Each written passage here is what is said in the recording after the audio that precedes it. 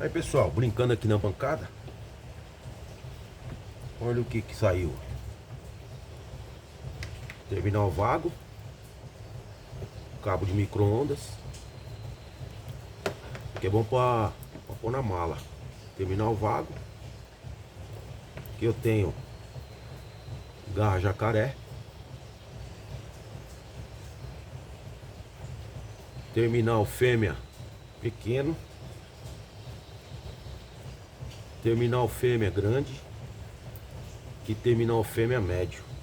Se quiser colocar outro tipo de terminal, é só fazer o... Quando eu for usar, vamos supor que eu queira usar a garra jacaré. Então eu libero aqui o conector vago.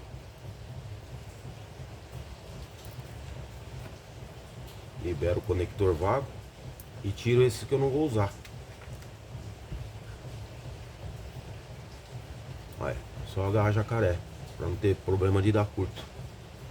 Isso é bom pro pessoal da reparação aí, deixar na mala. Beleza? Uma dica boa aí.